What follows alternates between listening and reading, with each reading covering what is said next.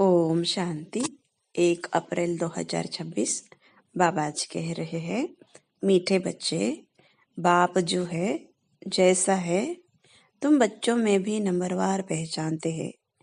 अगर सब पहचान ले तो बहुत भीड़ मच जाए। प्रश्न, चारों ओर प्रत्यक्षता का आवाज कब फैलेगा?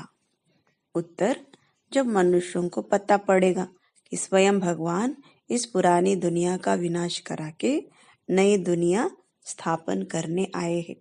दूसरा, हम सबकी सद्गति करने वाला बाप हमें भक्ति का फल देने आया है। यह निश्चय हो तो प्रत्यक्षता हो जाए, चारों ओर हलचल मच जाए। गीत जो पिया के साथ है। ओम शांति। बच्चों ने गीत 2 लाइन सुनी। बच्चों ने गीत की 2 लाइन सुनी, जो पिया के साथ है। अब पिया कौन है यह दुनिया नहीं जानती।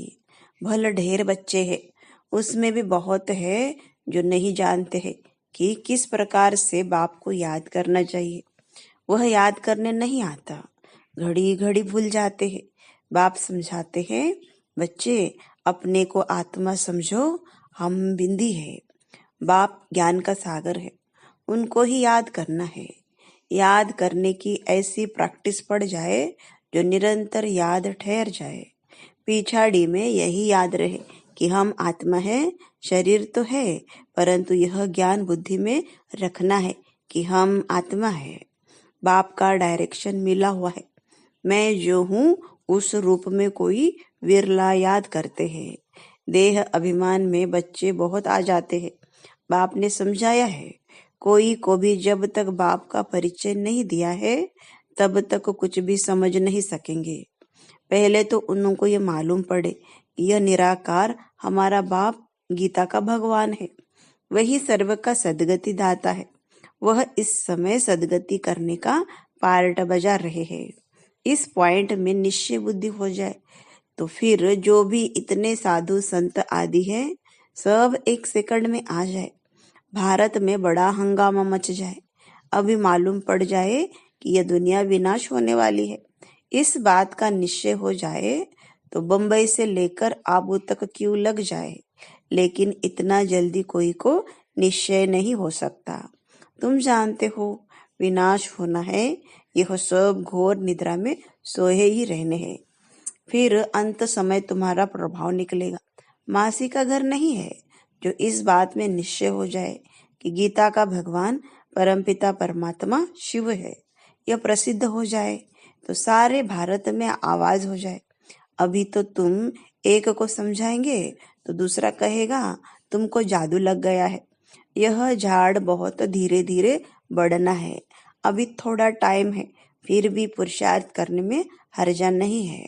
तुम बड़े बड़े लोगों को समझाते हो, परंतु वे कुछ भी समझते थोड़े ही है। बच्चों में भी कई इस नॉलेज को समझते नहीं है। बाप की याद नहीं तो वह अवस्था नहीं। बाप जानते हैं निश्चय किसको कहा जाता है। अभी तो कोई 1-2% भी मुश्किल बाप को याद करते हैं। भले यहाँ बैठे हैं, बाप के साथ वो लव नहीं रहता। इसमें लव चाहिए, तकदीर चाहिए।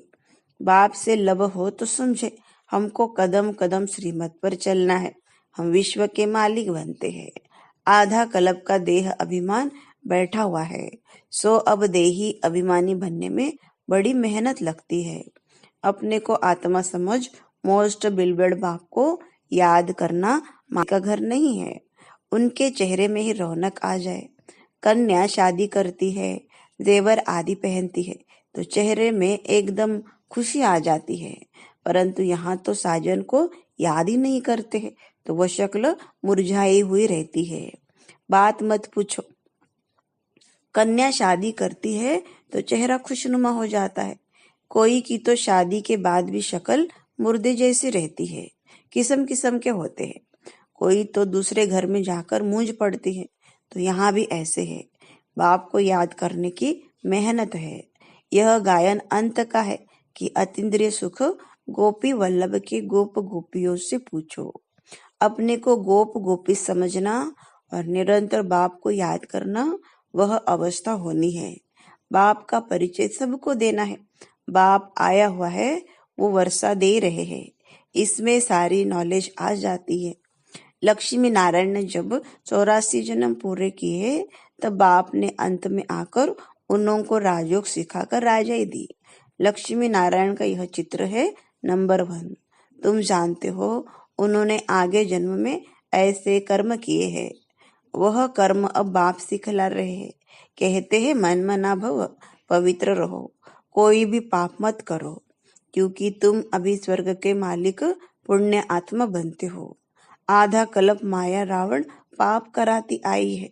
अब अपने से पूछना है, हमसे कोई पाप तो नहीं होता है, पुण्य का काम करते रहते हैं, अंधों की लाठी बने हैं। बाप कहते हैं मन मना भव। यह भी पूछना होता है कि मन मना भव किसने कहा? वह कहेंगे श्री कृष्ण ने कहा। तुम मानते हो परमपिता परमात्मा शिव ने कहा। रात दिन का फर्क है। शिव जयंती के साथ है गीता जयंती, गीता जयंती के साथ श्री कृष्ण जयंती। तुम जानते हो हम भविष्य में प्रिंस बनेंगे। बेगर टू प्रिंस बनना है, यह एम ऑब्जेक्ट ही राजयोग की है। तुम सिद्ध कर बताओ कि गीता का भगवान श्री कृष्ण नहीं था, वह तो निराकार था। तो सर्वव्यापी का ज्ञान उड़ जाए। सर्व का सदगति दाता पतित पावन बाप है। कहते भी है कि वह लिबरेटर है, फिर सर्वव्यापी कह देते। जो कुछ बोलते हैं समझते नहीं है। धर्म के बारे में जो आता है बोल देते हैं। मुख्य धर्म है 3। देवी देवता धर्म तो आधा कल्प चलता है। तुम जानते हो बाप ब्राह्मण देवता क्षत्रिय धर्म स्थापन करते हैं। यह दुनिया नहीं जानती। वह तो सतयुग को ही लाखों वर्ष कह देते हैं। आदि सनातन देवी देवता धर्म है सबसे ऊंचा, परंतु यह अपने धर्म को भूल इरिलीजियस बन पड़े हैं। क्रिश्चियन लोग अपने धर्म को नहीं छोड़ते। वह जानते हैं क्राइस्ट ने हमारा धर्म स्थापन किया था। इस्लामी, बौद्धी, फिर क्रिश्चियन, यह है मुख्य धर्म। बाकी तो छोटे छोटे बहुत है। कहाँ से वृद्धि हुई यह कोई नहीं जानता। मोहम्मद को अभी थोड़ा समय हुआ है। इस्लामी पुराने हैं, क्रिश्चियन भी मशहूर है, बाकी तो कितने ढेर है। सब का अपना अपना धर्म है। अपना भिन्न भिन्न धर्म, भिन्न भिन्न नाम है तो मूंझ गए हैं। यह नहीं जानते कि मुख्य धर्म शास्त्र ही 4 है। इसमें डिटिज्म, ब्राह्मणिज्म भी आ जाते हैं। ब्राह्मण सो देवता, देवता सो क्षत्रिय, यह किसको भी पता नहीं। गाते हैं ब्राह्मण देवताय नमः। परम पिता ने ब्राह्मण देवता क्षत्रिय धर्म की स्थापना की। अक्षर है परंतु पढ़ते ऐसे है जैसे तोते। यह है कांटों का जंगल। भारत गार्डन ऑफ फ्लावर था, यह भी मानते हैं, परंतु वह कब, कैसे, किसने बनाया, परमात्मा क्या चीज है, यह कोई नहीं जानते है। तो आर्फन हो गए ना, इसलिए लड़ाई झगड़े आदि है। सिर्फ भक्ति में खुश होते रहते हैं। अब बाप आए हैं सोजरा करने, सेकंड में जीवन मुक्त बना देते हैं। ज्ञान अंजन सतगुरु दिया, अज्ञान अंधेर विनाश। अभी तुम जानते हो हम सोजरे में है। बाप ने तीसरा नेत्र दिया है। बल देवताओं को तीसरा नेत्र दिखाते हैं, परंतु अर्थ नहीं जानते। वास्तव में तीसरा नेत्र तुमको है, उन्होंने फिर दे दिया है देवताओं को। गीता में ब्राह्मणों की कोई बात नहीं, उसमें तो फिर कौरव पांडव आदि की लड़ाई, घोड़े गाड़ी आदि लिख दी है। कुछ भी समझते नहीं। तुम समझाएंगे तो कहेंगे तुम शास्त्रों आदि को नहीं मानते। तुम कह सकते हो हम शास्त्रों को क्यों मानते क्यों नहीं है। जानते हैं यह सब भक्ति मार्ग की सामग्री है। गाया हुआ है ज्ञान और भक्ति। जब रावण राज्य होता है तब भक्ति शुरू होती है। भारतवासी वाम मार्ग में जाकर धर्म भ्रष्ट और कर्म भ्रष्ट बन जाते हैं। इसलिए अब हिंदू कहला दिया है। पतित बन गए हैं। पतित किसने बनाया? रावण ने। रावण को जलाते भी है। समझते हैं यह परंपरा से चला आता है, परंतु सतयुग में तो रावण राज्य ही नहीं था। कुछ भी समझते नहीं। माया बिल्कुल ही पत्थर बुद्धि बना देती है। पत्थर से पारस बाप ही बनाते हैं। जब आयरन एज में आए तब तो आकर गोल्डन एज स्थापन करे। बाप समझाते हैं, फिर भी बड़ा मुश्किल किसके बुद्धि में बैठता है। तुम कुमारियों की अब सगाई होती है, तुमको पटरानी बनाते हैं, तुमको भगाया अर्थात तुम आत्माओं को कहते हो तुम मेरे थे, फिर तुम मुझे भूल गए हो, देह अभिमानी बन माया के बन गए हो। बाकी भगाने आदि की तो कोई बात नहीं है। मामेकम याद करो, याद की ही मेहनत है। बहुत देह अभिमान में आकर विकर्म करते हैं। बाप जानते हैं यह आत्मा मुझे याद ही नहीं करने देती। देह अभिमान में आकर बहुत पाप करते हैं। बाप जानते हैं यह आत्मा मुझे याद ही नहीं करती है। देह अभिमान में आकर बहुत पाप करते हैं तो पाप का घड़ा 100 गुना भर जाता है। औरों को रास्ता बताने के बदले खुद ही भूल जाते हैं और ही जास्ती दुर्गति को पा लेते हैं। बड़ी ऊंची मंजिल है, चढ़े तो चाके बैकुंठ रस, गिरे तो चकनाचूर। यह राजा स्थापन हो रही है, इसमें फर्क देखो कितना पड़ जाता है। कोई तो पढ़कर आसमान में चढ़ जाते हैं, कोई पट में पड़ जाते हैं। बुद्धि डल होती है तो पढ़ नहीं सकते। कोई कोई कहते हैं बाबा हम किसको समझा नहीं सकते हैं। कहता हूँ अच्छा सिर्फ अपने को आत्मा समझो, मुझ बाप को याद करो तो मैं तुमको सुख दूंगा, परंतु याद ही नहीं करते हैं। याद करे तो औरों को याद दिलाते रहे। बाप को याद करे तो पाप नष्ट हो जाए। उनकी याद बिगर तुम सुखधाम में जा नहीं सकते हो। 21 जन्मों का वर्षा निराकार बाप से मिल सकता है, बाकी तो सब अल्पकाल का सुख देने वाले हैं।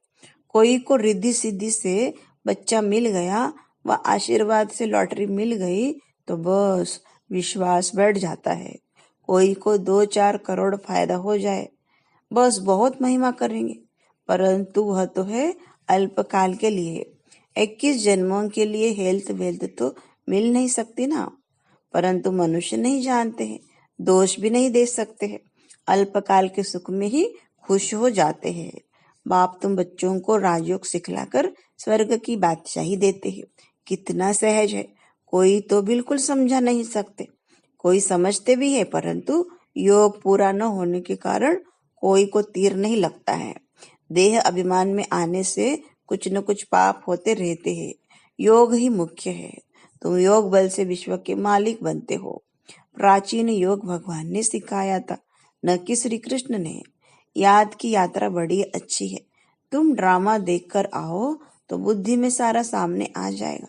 कोई को बताने में टाइम लगेगा। यह भी ऐसे है, बीज और झाड़। यह चक्र बड़ा क्लियर है।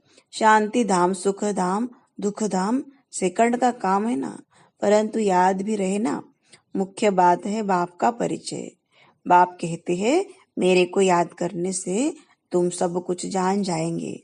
अच्छा, शिव बाबा तुम बच्चों को याद करते हैं, ब्रह्मा बाबा याद नहीं करते हैं। शिव बाबा जानते हैं हमारे सपूत बच्चे कौन कौन है। सर्विसेबल सपूत बच्चों को तो याद करते हैं, यह थोड़े ही किसको याद करेंगे। इनकी आत्मा को तो डायरेक्शन है, मामेकम याद करो। अच्छा, मीठे मीठे सिखलते बच्चों प्रति माता पिता बाप दादा का याद प्यार और गुड मॉर्निंग। रूहानी बाप की रूहानी बच्चों को नमस्ते। हम रूहानी बच्चों की रूहानी बाप दादा को याद प्यार, गुड मॉर्निंग और नमस्ते। धारणा के लिए मुख्य सार, पहली पॉइंट, तकदीरवान बनने के लिए एक बाप से सच्चा सच्चा लव रखना है। लव रखना माना कदम कदम एक की ही श्रीमत पर चलते रहना। दूसरा, रोज पुण्य का काम अवश्य करना है। सबसे बड़ा पुण्य है सबको बाप का परिचय देना, बाप को याद करना और सबको बाप की याद दिलाना। वरदान, अपनी दृष्टि और वृत्ति के परिवर्तन द्वारा सृष्टि को बदलने वाले साक्षात्कार मूर्त भव। अपनी वृत्ति के परिवर्तन से दृष्टि को दिव्य बनाओ तो दृष्टि द्वारा अनेक आत्माएं अपने यथार्थ रूप, यथार्थ घर तथा यथार्थ राजधानी देखेंगे। ऐसा यथार्थ साक्षात्कार कराने के लिए वृत्ति में जरा भी देह अभिमान की चंचलता न हो, तो वृत्ति के सुधार से दृष्टि दिव्य बनाओ, तब यह सृष्टि परिवर्तन होगी। देखने वाले अनुभव करेंगे कि यह नयन नहीं, लेकिन यह एक जादू की डिब्बिया है। यह नयन साक्षात्कार के साधन बन जाएंगे। स्लोगन: सेवाओं के उमंग उत्साह के साथ बेहद की वैराग्य वृत्ति ही सफलता का आधार है। अव्यक्त इशारे: महान बनने के लिए मधुरता और नम्रता का गुण धारण करो। मधुरता के गुण को धारण करने वाला यहाँ ही महान बनता है और वहां भी मर्तबा पाता है। मधुरता वालों को सभी महान रूप से देखते हैं, तो यह मधुरता का विशेष गुण हर बच्चे में होना चाहिए। मधुरता की मधु जिसके साथ है, उन्हें हर कार्य में सफलता ही सफलता है। उनके जीवन में असफलता मिट जाएगी। ओम शांति।